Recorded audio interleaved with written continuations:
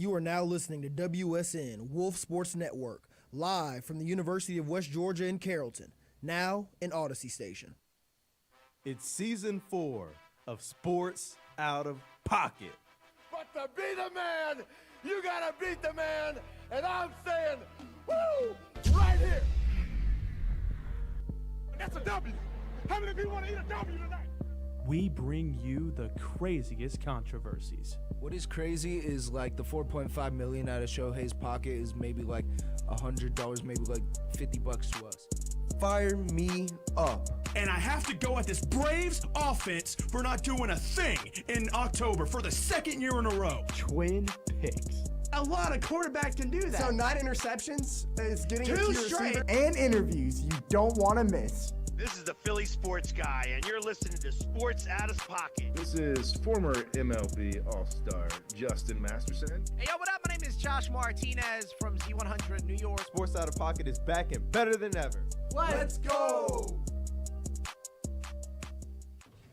Welcome everybody tuning in to another glorious episode of Sports Out of Pocket. I'm here again with Steven, the Lambert, Andrew, the least significant twin, and Jackson, the one-star board op. Ladies and gentlemen, I want y'all to give me y'all's best. Kaka! Why?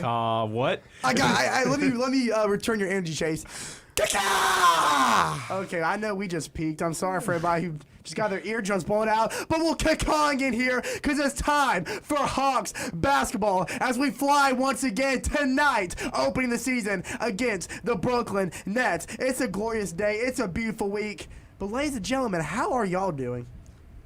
Man, you know, it's kind of just been one of those things to where sports has been very tough to watch as of late, especially look, this past weekend, my dogs got that dub against those Texas Longhorns. Horns down, baby. The defense showed out. Kirby Smart, I don't know what he said to those boys to get those boys fired up and play the way that they did, but the Bulldogs came out and they knocked over those Texas Longhorns. Welcome to the ACC, because the Bulldogs took care of business. Now, on the Falcons side of things. The ACC. I said SEC. No, you I said SEC. ACC. Very weird how, but rewind that. No, I believe you, Steven. My gosh. Also, on the Falcons side of things, terrible game this past Sunday against the Seahawks. Looking to bounce back against these Buccaneers coming up this weekend. So just hoping everything. And also, man, I want to be fired up for the Hawks, right? But how can I be now? I'll show you, Steven. How can I be? I'll show you how once we get to fire me up. There's a lot. Listen, don't be fooled by what all the critics are saying based on preseason rankings. There's a lot to be excited about by this Hawks team. We'll get into it later, but my weekend overall, Florida State loss again, typical. We did get to see the 5-star true freshman on the field, so that was exciting. Falcons, that's just a result of when you don't put pressure on Geno Smith. He's going to hurt you like that every single week. But other than that, sports, my teams have been doing iffy, but, I'm doing great, so that's all that matters. Hey, Jackson. What's up, Chase? How you doing, man? How you doing, Jackson? You tell us. You know, the Eagles beat the Giants, no surprise, 28-3. My Celtics won yesterday. I didn't get a chance to watch the game, unfortunately. I had other priorities. True fan. I had other priorities, but the most important thing, West Georgia football got the win this weekend, baby. They should have. If should've. they didn't, then And I was they going to beat be Shorter. highly upset. So That would've been a that fire was me the up. most important thing. If they didn't, then that something happened in on sports my this body weekend. would have been shorter. Alrighty then. Okay, on that note, no better way to hop in the show. Let's get into some controversy. I'm just here so I won't get fined. We're in here talking about practice. It's time for the latest sports controversies. All right. We know what's been controversial over the weekend, and it's the game that I was just talking about with the Texas Longhorns and these Georgia Bulldogs. Now, there was a play in this game that was very controversial, not because I think the refs, at the end of the day, they made the right call. Yep. Okay? Obviously, it wasn't a pass interference defensively wise on the Texas Longhorns. There was an interception that got brought back that the referees called a defensive pass interference on the Texas Longhorns, right? So the fans were ticked off because they saw the replay on on the screen, and obviously they were just like, there's no way that that's a pass interference. So what's their retaliation? Well, it's about every retaliation for every college sports fan base in just North America. Let's throw trash on the field. Let's throw crap just to make sure that we know that that was a bad call. We don't like that. And Steve Sarkisian literally had to go to that section to tell that section to stop throwing stuff on the field because it just delayed the game. It was a whole thing. They had to clean up the field. But then here's my controversy afterwards. They turned the call over. When have you ever seen that in college sports? When have you ever seen that in sports in general, to where the referees will just turn the call over after a meeting that they had after the stuff was thrown onto the field? There's no way that should have happened. I'm sorry. Steven? I'm sorry. Once the call is made, the call's made. So you're right. So here's the weird thing about what happened. Technically, the officials pick up the flag and reversing the call wasn't wrong. It's not against the rules, because the rule is you have to do it before the next play starts. But the problem is, because the fans threw the trash on the field, it gave them 5 extra minutes to think about it. So now everybody thinks they only did it in pity for the Texas fans and not actually because they actually think the call got wrong. Now here's the issue here, because they asked, it was Janae Barron. He was the guy who intercepted the ball where it's called, and he asked him after them. They said, "Do you think that the fans throwing the trash on the field is a reason to reverse a call?" And he said, in my honest opinion, yeah, probably. It probably was a reason, because imagine if all that would have happened, which, by the way, they took care of it in a professional manner. They did. They cleared it quick. It still took 5 minutes, but they got it off the field quick. But then imagine if they would have huddled up, went back to the fan and said, after, a second look, calling the field stands, then it would have been an outrageous outrun. It probably would have gotten worse. But, so no, they didn't do anything wrong by reversing the call. It's just how they reverse the call. That's a little interesting. So, although Georgia fans and Kirby Smart were upset with what happened, the SEC did double down on a statement to kind of hopefully clear things up. But the statement was they really doubled down on the fact that the debris should not have been thrown on the field, which we already knew that. That's just sports etiquette. Any school should be penalized for doing that. So they said, while the original evaluation and assessment of the penalty was not properly executed, it is unacceptable to have debris thrown on the field at any time. Obviously, the disruption of the game due to debris being thrown onto the field will be reviewed by the conference office related to SEC sportsmanship, policies, and procedures. So this is what made Kirby upset. He said, you're stating the obvious here. We want a statement on why you thought it was okay to conjure up with all that going on, and then because everyone knows good and well, if the fans had never threw anything on the field, the next play would have happened and the game would have moved on. The call was only reversed because the fans bought them time to talk about it. And you're right, Steven. Terrible call. Picking up the flag was the right thing to do, only if it was done correctly, which it was not. And also, it takes me back to, okay, this is going to prove how old I am. Back in 2012, the Atlanta Braves versus the St. Louis Cardinals, to where there was trash thrown onto the field, and there was nothing done about it. The umpires didn't overturn their call. So I'm saying this is going to send the message now. Just for like all of these famous instances of we've seen fans throwing stuff onto the field, the call has never been reversed. This is the first time that something like this has happened. So now all this is doing, and SEC obviously they sent the message out saying, oh, it's never okay to throw stuff on the field. Well, if you're a fan, you're sitting there, but if I do it, that's going to get the refs enough time to overturn the call. Exactly. So I'm going to do it anyway. That's what message that you're sending out by overturning this call. It's funny you say that, because Texas plays on the road against the now top 25 ranked Vanderbilt Commodores, and I don't know if this was just like kind of a push towards Texas, but the Vanderbilt stadium facility management or whatever pulling up a giant net around where the Texas fans will be sitting, just in case there was another bad call that Texas fans would want to retaliate against. I thought that was funny. And they also said they plan on doing that when Tennessee comes to town, because, a couple years back, there's that whole incident with mustard bombs being thrown on, or maybe that was Ole Miss. I can't remember. It was Tennessee. Okay. It was Tennessee. Okay. You're right. So, but Jackson has something to say that's controversial, but my quick point to wrap this up is, if this proved anything, it's that flags need to be reviewable. Because imagine they call it pass interference, the refs are like, hold up, we'll review it. They come out, okay, after review the play, we were wrong, no pass interference. No trash would have been thrown on the field, no coach would have been crashing out. It would have been nice and smooth. But Jackson, what's going on with Joel Embiid, man? As y'all know, the NBA tip-off, or the NBA season kicked off yesterday with a matchup between two Eastern Conference rivals, the Celtics and the Knicks. But I want to talk about the 76ers. The 76ers star Joel Embiid. If y'all don't know, he is going to miss 3 games this week. And the reason why is injuries. Injuries, right? Injuries. So the NBA is going to do an investigation into Joel Embiid for his injuries, and it speculated that he could be gambling instead.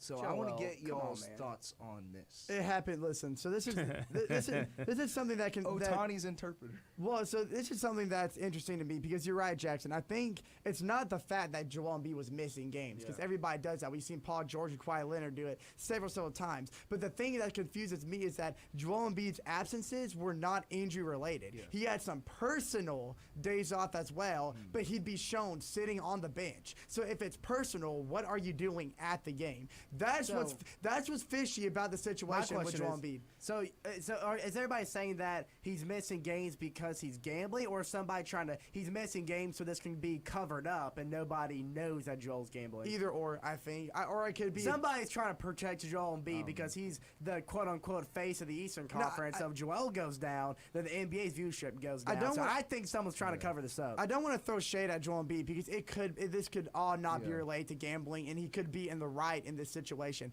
But it is a little fishy. That is all I'm going to say.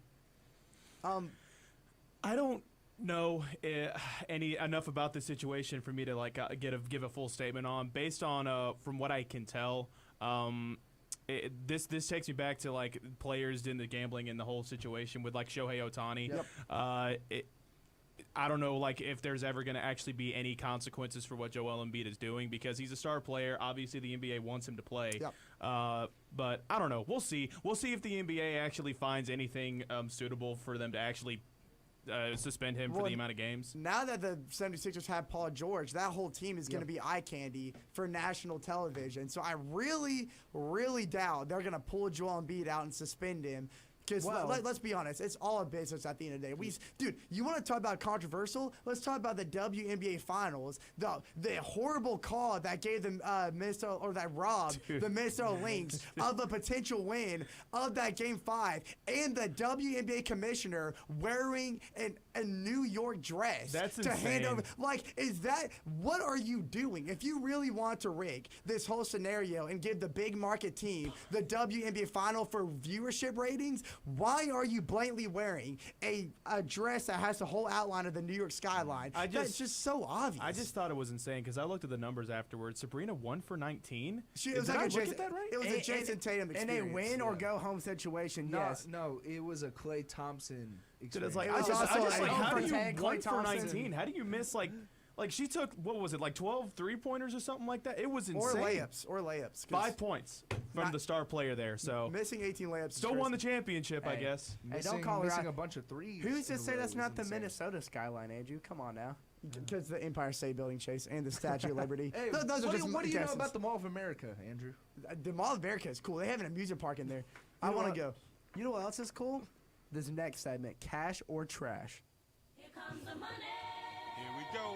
Money talk. Here comes the money. It's Sports Out of Pocket, Cash or Trash. All right, boys, it's time for some Cash or Trash. I'm going to the Slambert. All what right. You got, Steven? All right. So, unfortunately, we have a World Series matchup that's just not. Listen, it's entertaining for baseball fans just because of the talent that's playing. Aaron Judge, Juan Soto, Giancarlo Stanton playing the October of his life, going up against probably one of the best offensive lineups we've seen in baseball history with Mookie Betts, Shohei Ohtani, Freddie Freeman's probably going to be back for the World Series, Will Smith, just all of these different star players that are coming in for this. I guess the word that's coming to my head is slobber knocker of a matchup. Slobber knocker of a matchup. Hey, don't say slobber.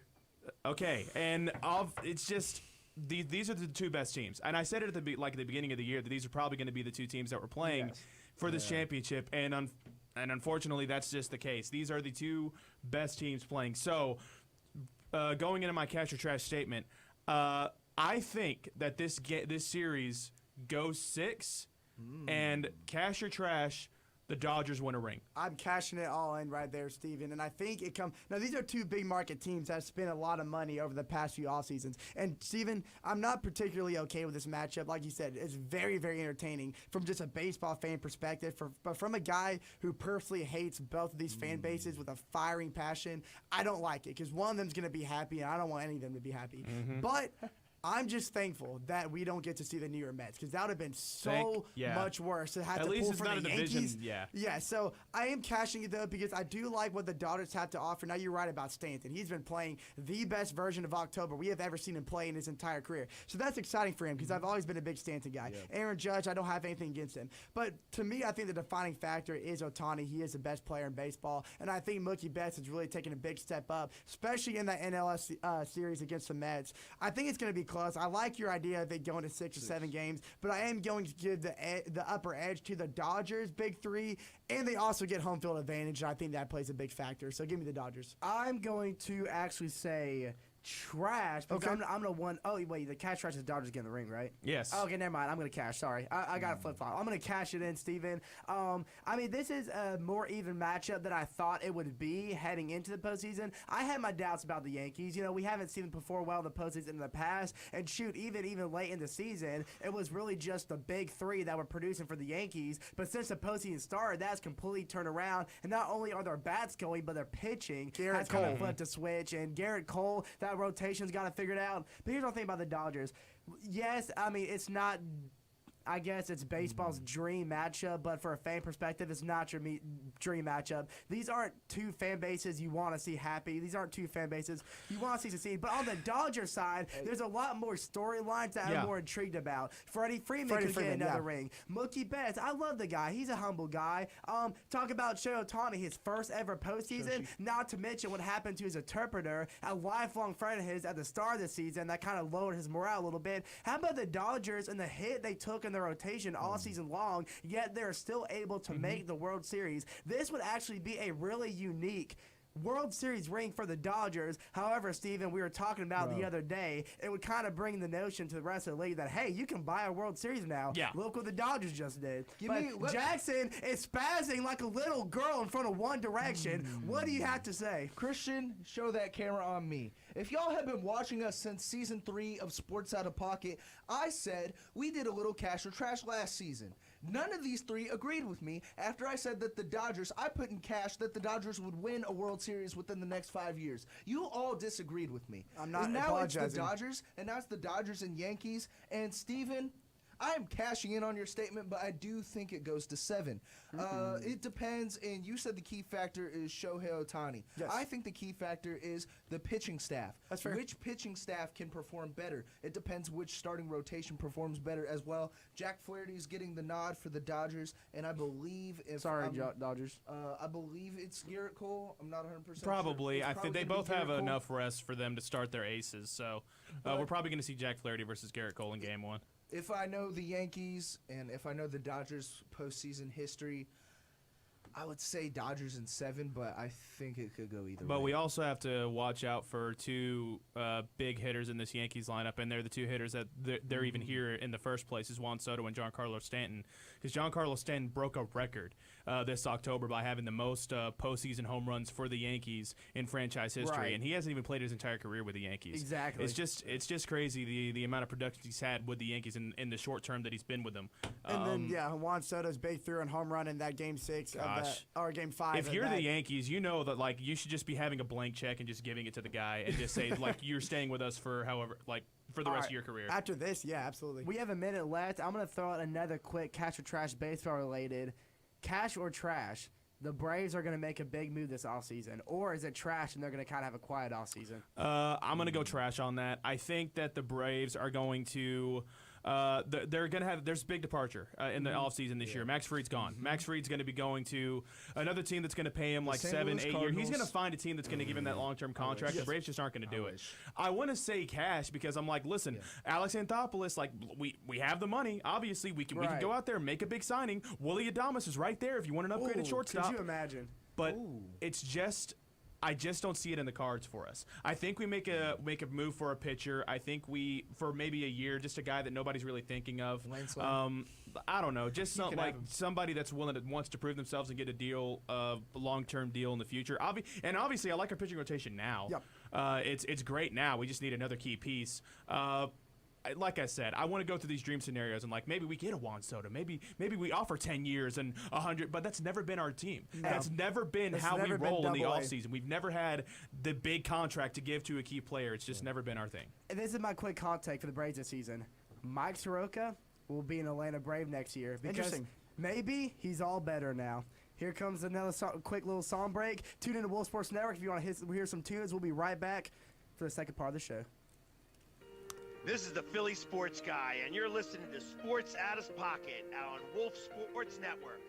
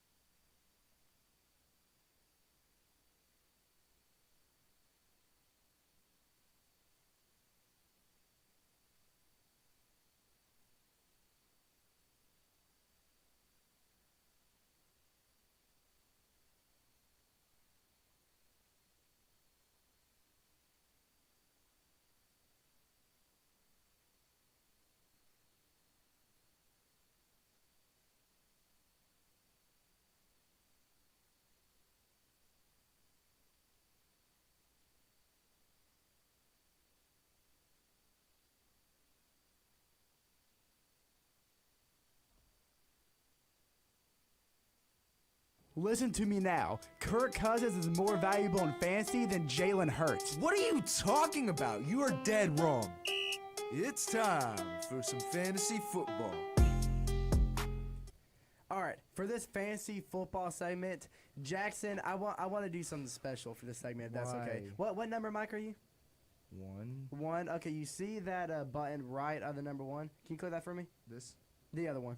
I'm not clicking it. Oh, okay. Sorry, I tried, fellas. I tried to mute him during the segment, but it's just impossible. Ladies and gentlemen, we just wrapped up another crazy week of fantasy football. Guys, I can't even express the heartbreak that I felt this week. My boy, the Ginger, our beloved Ginger, Jackson Schrader, he tore my heart to pieces. It's okay, man. This past week, as you know, obviously, me and Schrader, we match up this past week. You got some of them. Did he deflate your tire? You got some of them Lucky Charms. That's what you got. Thank you, Jackson. That was my perfect opportunity. Yes, Schrader, he gave me a flat tire, man. Let me give you the predicament I was in. Heading into Monday night, I was up by 50 points. I had J.K. Dobbins. He had Lamar Jackson and Derrick Henry. Now, I know Lamar's had a great season. Derrick Henry's been the best running back in the league. But J.K. Dobbins has been solid for me. So, in my mind, I'm like, surely a 50-point lead is comfortable enough to get me home to a 4-3 record. You don't know fantasy football. Lamar Jackson had the game of his life. MVP numbers. 281 yards, 5 touchdown passes, 35 points. Hey, that's still 15 points, though. Hopefully, Derrick Henry, since Lamar Jackson did so good, maybe Derrick Henry kind of hit the back burner a little bit. No! 169 yards with a touchdown for 25 points. And what did J.K. Dobbins give me? 9 points, which resulted in a 3-point loss to Schrader. But moving on this segment, I want to go to my boy Christian Tyler because he was on the move this weekend. His team is looking a little different. Christian, what moves did you make? So, I had made a couple trades, and actually I think we're going to get one here, possibly live on air. But I had made a couple trades this week, and honestly, my team has definitely gotten a lot better. I've had the privilege, and I will say privilege slowly, of acquiring Breece Hall, thank you, Steven, and Braylon Allen as my handcuff, along with some other people. But it's okay. Most importantly, I got Amari Cooper as well. And that's big for me having Josh Allen, and now I have an amazing stack. I will say, because Jackson's upset about that trade, if he had that trade that we made, he would have won this week.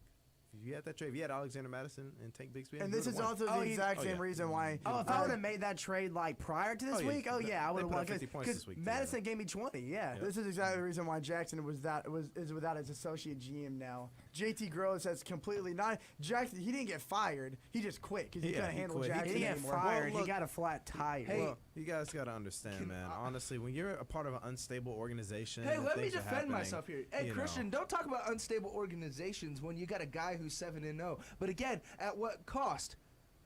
Rashee Rice out for the season. Nico Collins out for 5 weeks. Mike Evans, which is now out for 4 weeks. Give me a break. Right now, my receivers are Jordan Addison, Christian Kirk, Troy Franklin. I have Trey you could Palmer. have used Ricky Pearsall. Honestly, sounds like you need a receiver, huh? You wanted Swift. No. You wanted Swift for Ricky Pearsall. Hear me out. Who in their right mind would do that? Hold on, that's not what I was. I think you're leaving out some big details here. But I do have an idea. It wasn't a one-on-one. So we should test the theory, okay? Let's test it. Every single week, Jackson has gone 7-0. I'm 7-0, and he's gotten a player injured. So if you don't do it this week, maybe you won't have any injuries this Sunday. Are we talking about superstition here? Possibly. But you can try it now, and if someone else gets injured this week, then we know what it is. I just want to put that proposal out there. Steven, if the camera is on me, I'm not sure if it is. I can't see him. He's probably doing something behind the control room. I changed all the camera angles. What does that even mean? But I want to put it out there. Yeah, I don't regret any of my decisions made within the past 24 hours of this last 48 hours of this fantasy football week. I'm glad I kept DeAndre Swift. I understand that it was Amari Cooper for DeAndre Swift, but Brandon Dyer, who is also in that control room, agrees with me that I should have kept Swift. Say Nick Chubb does go down. My other running backs are Ezekiel Elliott. Who am I? 2018 Zeke. Yeah, maybe I would have won Zeke like 6 years ago, but I don't want him. I mean, I just put him as some extra bench depth. Yeah, and you offered him to me when I told you I needed a running back. Jackson. You know, Ezekiel Elliott, he's great, bro. Oh, is he? I feel like he would look great. Jackson, give us your honest reaction and thoughts when me and Steven made that trade. Because you called me 5 minutes later. Run us through what happened. Right, I was taking a bath when you called me. Thanks for sharing. Injury update on Pacheco was wrong. But if I am looking at it, Steven did deplete his running back situation. Yes, Kareem Hunt has been putting up those numbers, but we did, in recent news, DeAndre Hopkins is now a Kansas City Chiefs. He's on my bench. DeAndre Hopkins is now a Kansas City Chief, and people forget, even with Will Levis and I believe a little bit of Ryan Tannehill last season. Ryan Tannehill last season, DeAndre Hopkins was still a 1,000-yard receiver. He was still a 1,000-yard receiver, and with Mahomes, that Chiefs offense is, I don't really know how to explain. Get lucky, I guess they would be like my fantasy team.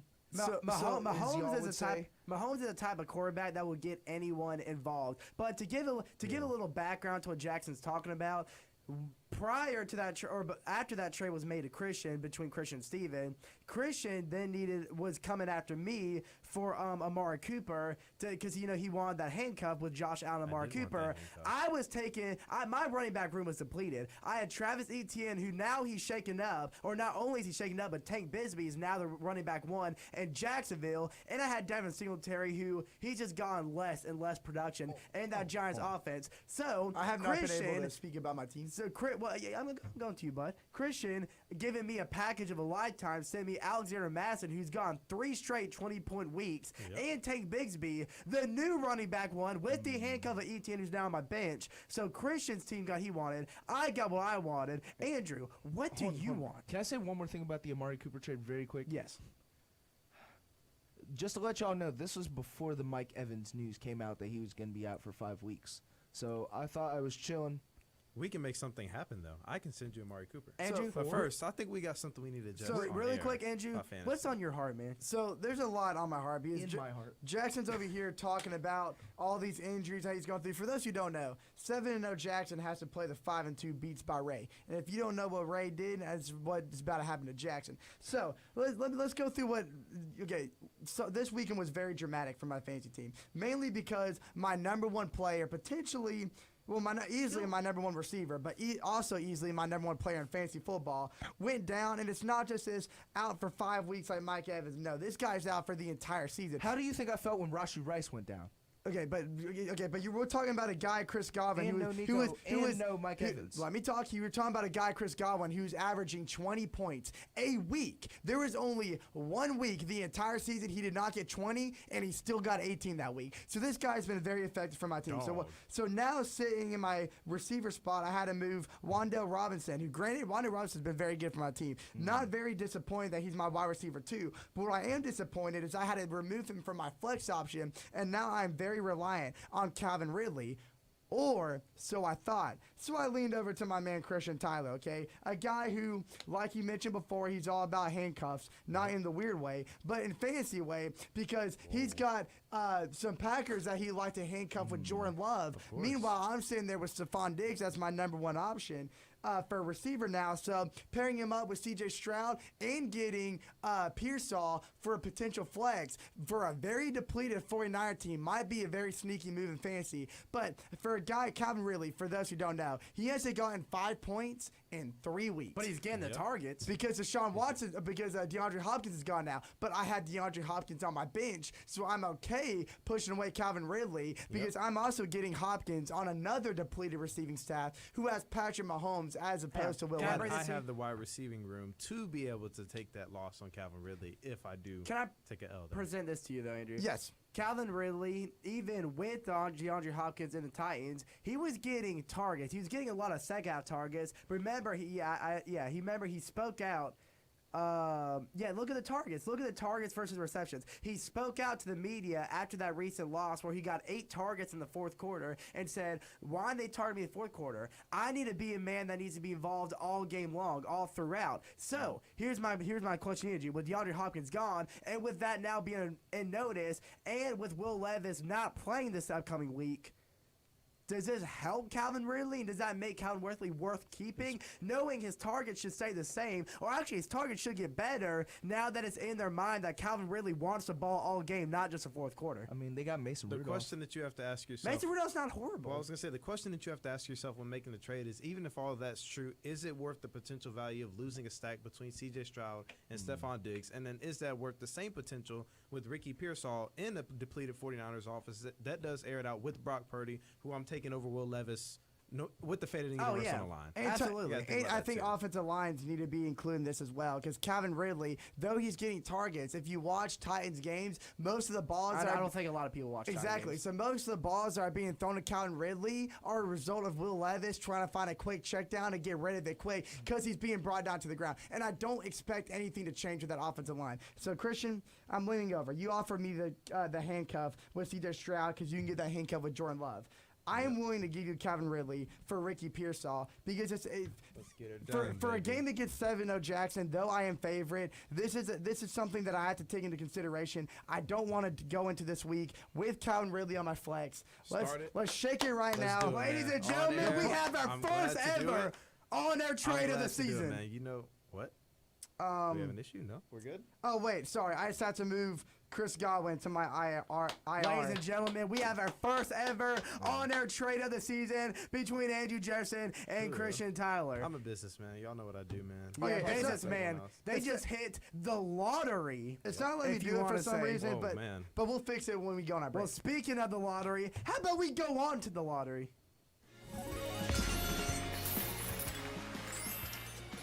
With the first pick in the 2023 NBA Draft, the San Antonio Spurs select.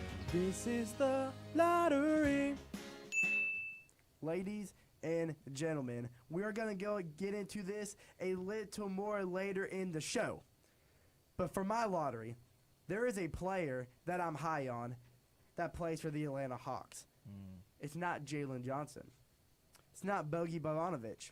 It's a guy whose minutes went up and up towards the end of the season, coming off the bench, and he did nothing but dog. And with the loss of DeJounte Murray going to the Pelicans this past offseason, this said player, his minutes should go up. He should be a bigger product off the bench, and I'm expecting him not only to help out the Hawks in transition and off the ball movement, which is something Quinn Snyder has been preaching on this offseason, but he has some sneaky good defense as a point guard. Does anyone know who I'm talking about?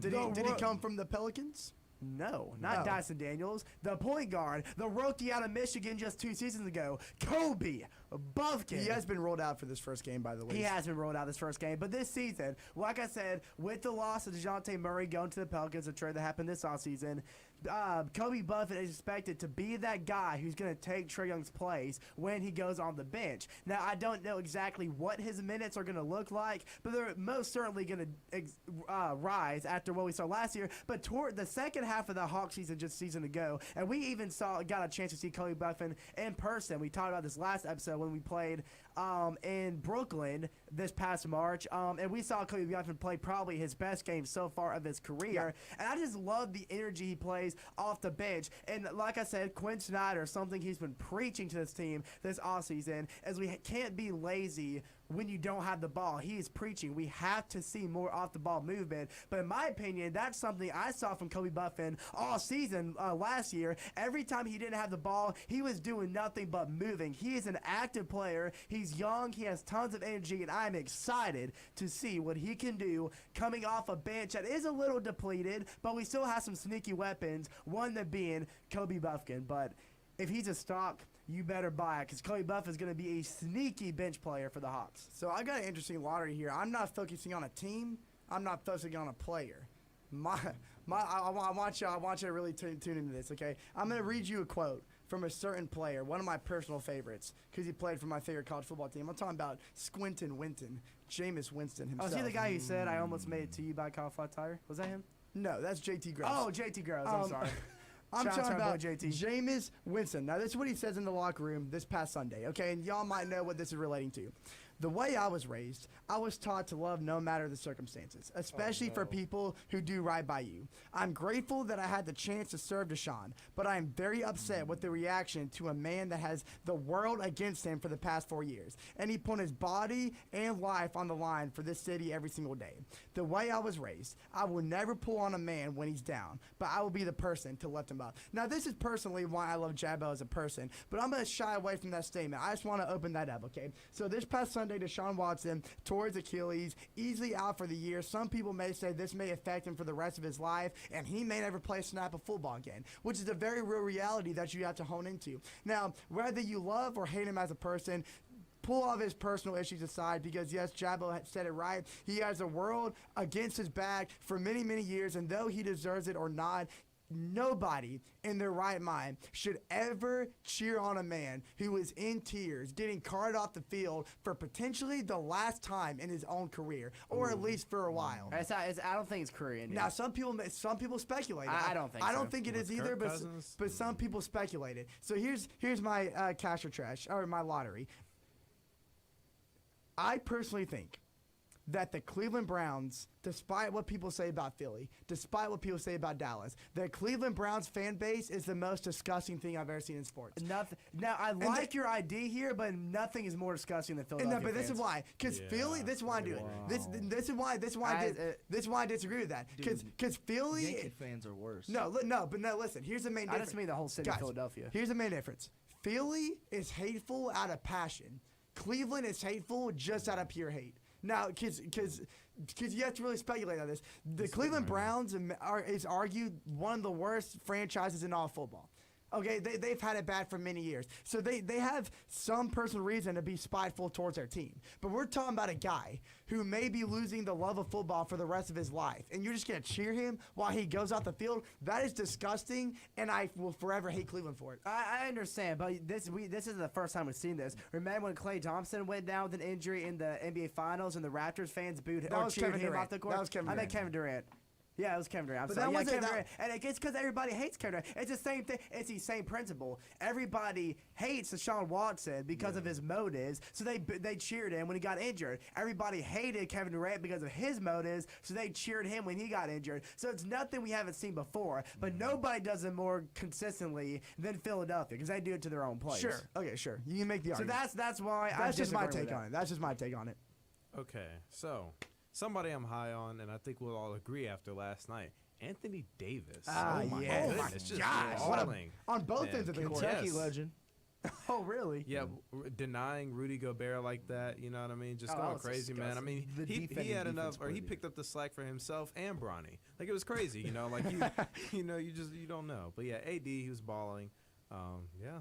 Christian, I mean, if I'm praying that we see a fully healthy Anthony Davis season because this is just a glimmer of the type of player he could be. And I think he's taking... That's the type of player he was. Well, I think he's taking Rudy Gobert winning the Defensive Player of the Year last year a little personally because remember what Anthony Davis said this offseason. He flat out said to the world, I think I deserve that Defensive Player of the Year. So I think he took it a little personally, and it showed last night. Y'all agree that Anthony Davis was just playing with a different energy last night? Yeah. But he just seemed more energetic than he's been in got years. the dog in him, man. I'm just saying, I'm a big Anthony Davis fan. I'm sure as you are. As long as he doesn't get injured, he's always an all-star level. Exactly. He is a future Hall of Famer. Yes. He's been playing as a top 15, top 20 player in the NBA. Absolutely. As long as he doesn't get injured, and the chemistry between LeBron, Bronny, Anthony Davis, Dalton Connect, who did fantastic in the preseason and did pretty well in the time he had on the court yesterday. I think the Lakers team could.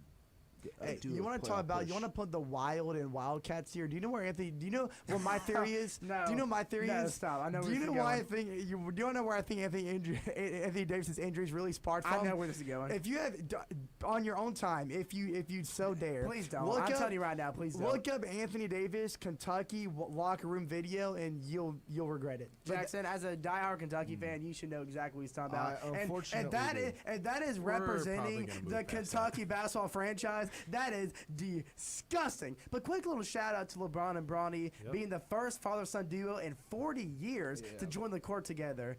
LeBron, his heart's a stereo that beats for you, Bronny. That's his son, man. He wants to see you succeed. Bronny, that's my son. We'll be right back for another song break till we get fired up.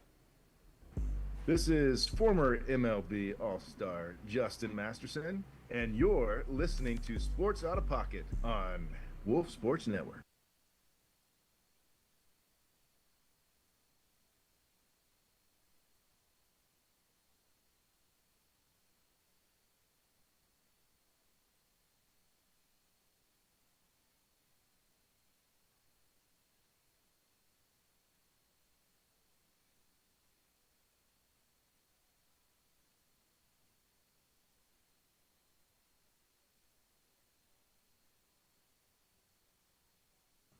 Just to let y'all know, this is not just dead air. Make sure to go to wolfsportsnetwork.com and go listen to My Heart's a Stereo by Gym Class Heroes. You don't want to miss it. And soon we're going to be doing some NBA ranting, so stay tuned for that.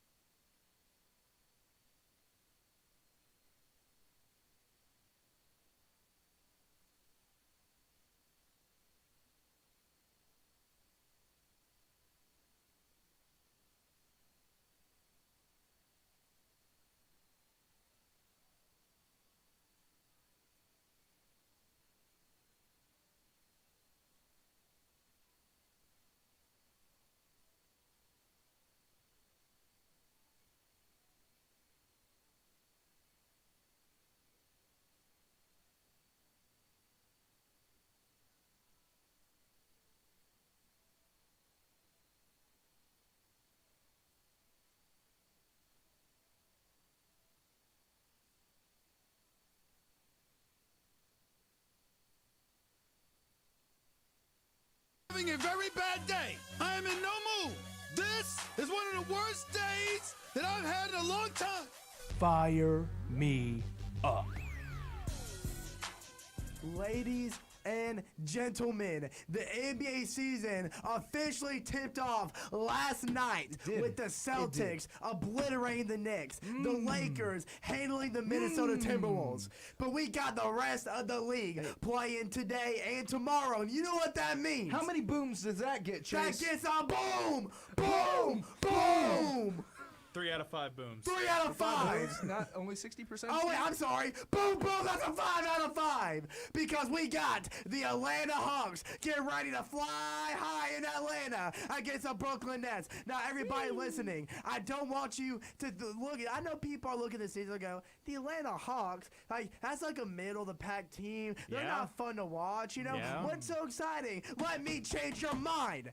This is a sneaky team to watch. And I'm not saying we're going to go out here, we're going to make the playoffs, we're going to make a run. But what I am saying is there are some key notes that you need to keep an eye on for the Atlanta Hawks. Number 1. Who? Trae Young is back to having full reign over this team with the exit of DeJounte Murray. And for all you who think that's a bad move, that is a great thing. We all know, it was proven when DeJounte Murray came to the Hawks that Trae Young cannot work well with another ball-hungry player. Trae Young can't fit into a system. Trae Young is a system. But we had to go around Trae Young. Number 2, we got the rookie, Zachary Richardshire, making his NBA debut tonight. And if you watch I guess that's how you pronounce his last name. I can Ricochet. Is that how it is? I'll learn it.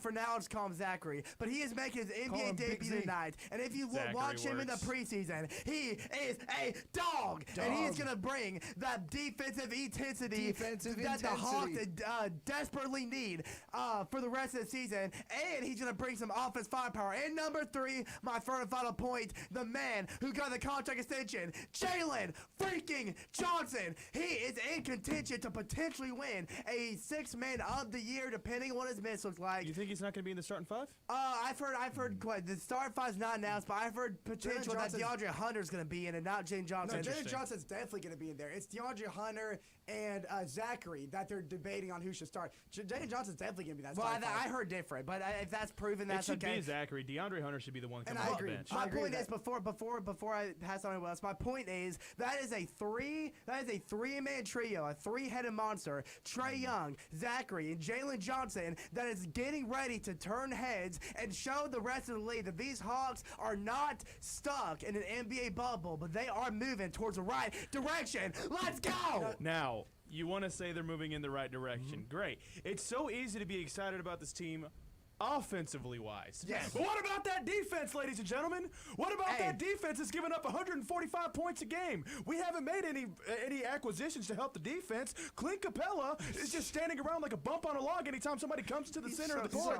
Trae Young might as well just be there to shoot baskets. There's no way he can ever be a good defender. Horford's a fossil. So that's interesting, and Steven, you're absolutely right. But here's the thing: let's get all the gray areas out of the way because a lot of people are very low on this Atlanta Hawks team. But there's stuff that we saw last year that kind of leans to a brighter side this year, and it all goes around what Chase said at the start. Love DeJounte Murray, single-handedly, he's a really good player just when you hone in on himself. But he even said it he just with a couple games in the preseason with the Pelicans. He even said that he feels more free on the court, and that the Hawks had him kind of pinned as kind of just a wing kind of man, just kind of pinned on one side of the court. But we saw last year the point differential when Trae was on the court as compared to DeJounte was very, very high in terms of defense was lacking. So that's one thing that I fear for is that DeAndre Murray as a guard, DeJounte Murray was so much better defensively. But offensively, Trae Young, the way that he's a sole playmaker and the way that his game is involved and getting the teammates around him better has improved over the years. And I think now Trae Young entering his 7th year and Jalen Johnson getting that big contract, you have 2 guys that you can look at this team and be very excited about because Jalen Johnson, hear me out. He is the future of this team Absolutely. now. Push Trae Young out the way. Jalen Johnson is the future of this team. And what I mean by that is Trae Young's time in Atlanta is limited by 2 factors. It's either because he's only 26 years old. It's going to be limited by either A, the push for the NBA Finals is not going to be there in the next few years, and he's going to remove himself from that Probably team. go to the Lakers like everybody thinks he is. And I'm with him on that. Because Trae Young, he's already been through one rebuild. He does not deserve to go through another. Secondly, he might stick around for most of his career, and age might become a factor, and he might want to remove himself. Oh, well, that's years away then. Just to make sure he gets a ring or injuries, because we've seen Trae Young get more, haunted by injuries as the years go by. So, build this team around Jalen Johnson starting now. So by the time Trae Young is no longer an Atlanta Hawk, we don't have to go through a rebuild, but we already have a strong foundation around Jalen Johnson. But you're right. The defense. Here's another thing that's also okay. We're talking about the defense, but also the length of this team just isn't there either. Like our bench, the depth, not the depth. That's what I mean. Yes, Sorry, yes. Like the depth of this team just isn't there right now. You're right. We just don't have guys that we can rely on. Anytime that Trae Young and Jalen Johnson or Zachary's off the court, who are you going to put their trust in to keep points on the board and to keep us into the ball game? That's the thing that separates us from teams like the Celtics, the 76ers, or even the Magic. Just the depth of the teams that they have. That's what's going to take you into the finals. I like your point there, Steven. That was actually going to be a take I was asking. Outside of the Celtics did great last night against the Knicks. Dominant. Mikal Bridges you need to go back to that. I mean, his jump, I don't know what that is. Can we talk about it? It is unorthodox, but I did want to ask, outside of the Celtics, honestly, I want to give credit to Jackson Schrader and Brendan Wilby-Ray's Miami Heat. I do love the draft pick edition of Kel'el Ware. From Indiana. From Indiana as well. Outside of the Celtics, who do you think is the biggest threat Well, like the Eastern Conference. Like we were just talking about earlier, that the 76ers are going to have a big blow when it comes to this Joel Embiid situation. Or maybe not. But there are some teams that are in the Eastern Conference that I like, just like some teams that not a lot of people are thinking of. Obviously, you got the Bucks. The Bucks are always going to be a threat in the Eastern Conference. I mean, they're always going to be the team that's people got to be worried about. Giannis is like, top 10 player in the game, maybe even top 5. He's top 5. Top 5 player in the game. Just like, like MVP. Damian but Lillard. another two teams in the Eastern Conference that I really like this year, just based off the young talent that they have, and I'm confident of them going into the future, are the Cavaliers and Orlando Magic. Yes. And the difference is, those are two really deep teams, too. The Cavs and the Magic have some of the best benches in the NBA, especially on the Cleveland side. But the thing Cleveland is, they have a great defensive starting lineup. So if Donovan Mitchell can be that offensive presence that he was last year, and that defense continues to stay solid, I could see Cleveland being a sneaky contention for Eastern Conference Finals. I love this Magic team as well. Paolo Banchero, Jalen Suggs, Franz Wagner. There's Gilgeous-Alexander. Is that? Am I right? No, he's on the Thunder. He's on the Thunder. Yeah. Who's the other? Anthony Black as well. Oh, Anthony Black. Yeah, Anthony Black. Jonathan as well. Isaac. If he can have a healthy season, which is impossible. So he hasn't had a healthy season in 3 years, but when he is healthy, he is one of the best defensive players in the league. So I actually want to shift my focus a little bit from the Eastern Conference to the Western Conference, because there's a team that I think a lot of people do not talk about a lot, but are also in Caldwell Pope. That's who I was thinking of.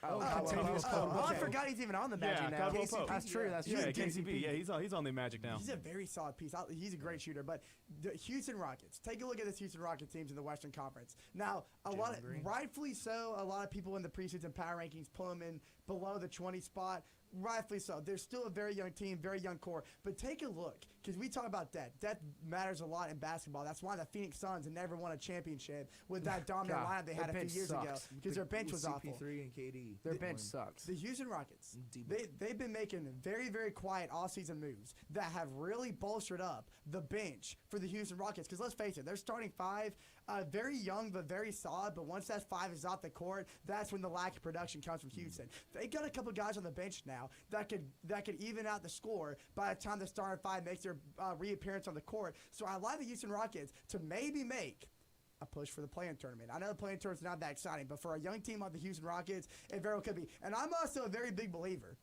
that before he retires, James Harden is going to be back in the Houston Rockets. I think so too. He's talked about it for a long time. We forgot that the 76ers still have James Harden. He's on the Clippers. He's on the Clippers. You're thinking of Paul George. I'm thinking of Paul George. Yes. I was thinking of Paul George. Which Paul George is also not playing tonight. From the Clippers to the Sixers. That's what. Paul George is also not playing tonight. Just for some fun, NBA Finals. 2 teams that right now that you're confident they're going to make the NBA Finals. Let me know. I think it's going to be the Nuggets and the Celtics this year. I hate to say it, but Steven, you took the words out of my mouth. I think it's going to be Celtics and Nuggets. It's going to be the Celtics on the East Conference side, but it's going to be on the West Conference side that teams forgetting about. They are a top 5 championship contender. No. The Oklahoma City Thunder. Oh, I like that pick. I love that pick. Alexander.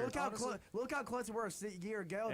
They had the exact same team minus Diddy Dollar, Josh Giddey. Hey, that's the Bulls. all I gotta say is don't sleep on the Timberwolves to make another run to the finals this year, or try to. I mean, after seeing what they did with the Lakers yesterday, you also got to remember that the Timberwolves no longer have Karl Anthony Towns, and they now have Julius Randle and DiVincenzo, which honestly, Anthony Edwards still like running that offense. Rudy Gobert is such an eyesore. I can't stand watching that dude. If I were to pick 2 teams, it would be Celtics and Nuggets, and I'm looking at it honestly. I have Nuggets winning the championship. Okay, now I like your honest take, and I'm not high on this team by any means. I think Russell Westbrook's now a Nugget. Yeah, I actually think the Atlanta Hawks will finish over this team, but I do want to shed some light on them because, guys, Lonzo Ball is back on the NBA court. I think I think everybody clap it up for Lonzo Ball. Go Bulls. Now, this is a guy who started his career with the Lakers and then moved to Chicago and completely regenerated his play style. I'm very excited to see what he's going to be doing for the Chicago Bulls team. All right, ladies and gentlemen, thank you so much for tuning in to another special episode of Sports Outta Pocket. Keep in mind that tomorrow we have Sports Pack, and then right after that on Friday we have Triple Threat. But then next week we have a very spooky episode of Sports Outta Pocket. And I'm going to tell you right now, it's going to be scarier than TJ Watt. Hey, little hint to what my costume is. Finland. Oh, God. Hey, and me and Andrew, it's going to be a blast. We have a deal in costume. Jackson, you'll have to wait and see what it is. But ladies and gentlemen, thank you for tuning in. And we will see you next week. You are now listening to